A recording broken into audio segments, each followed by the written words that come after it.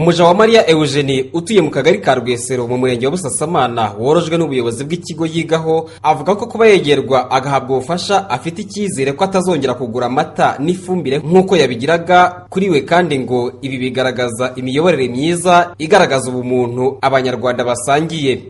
Iki ni ikimenyetso cy'imiyoborere myiza iri mu gihugu, kuko hari igihe kitari ibi ngibi bitabaga byemewe gukorwa cyangwa se bigakorwa bitewe n'ubwoko runaka cyangwa n'umuntu runaka, ariko ibi ni ibinyereka ko igihugu gifite intambwe kimaze gutera, kandi ni ikimenyetso kinyereka ko mu gihugu dusigaye twese turi abanyarwanda.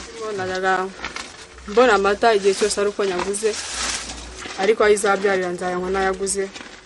Nabonaga ifumbire ari uko nyiguze, ariko sinzongera. Umuyobozi wungirije uhagarariye iki kigo cya Espanya imbere y'amategeko Murekezi Olivier avuga ko kugira umutima w'ubumuntu ufasha abafite ibibazo mu buryo bwo kuboroza uyu ari umuco mwiza watangijwe na nyakubahwa Perezida wa Repubulika y'u Rwanda Paul Kagame. Imbuto Foundation irabitwigisha, Perezida wa Repubulika arabitwigisha. Ni ibintu imbere hacu heza dushaka no ku mwana we agira heza hazaza. Kugira icyanga no kugira umutima. Iyo ufite icyanga ufite umutima ukunda, ufite umutima w'imbabazi, kandi ushaka ko umuntu wari wese yatera imbere.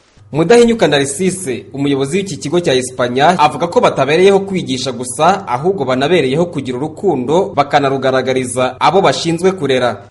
Cyane birinjira muri gahunda y'iminsi 100 yo kwibuka. Turavuga tuti muri gahunda ya leta yo kuremera reka aho kujya kure ijya kuri jihera ku rugo duhene ku munyeshuri wacu. Ntabwo rero twigisha gusa, turanareba, tugira n'urukundo hagati yacu, tukareba ese abana dufite, abakozi dufite, twarushaho gute ku bana, kuko rimwe na rimwe iyo ufashe umwana ukamukemurira ikibazo burya yigana neza kurushaho. Uyu munyeshuri warokotse jenoside yakorewe abatutsi, umubyeyi we yarasigaranye nawe aherutse kwitaba Imana maze asigara mu buzima butamworoheye. Usibye kumworoza inka, ubuyobozi bw'ikigo yigaho cya Espanya bwamugeneye ibiribwa mu rwego rwo kumuba hafi kugira ngo azanabone uko akomeza amasomo ye. Camille Ndikumana, Televiziyo Rwanda, mu karere ka Nyanza.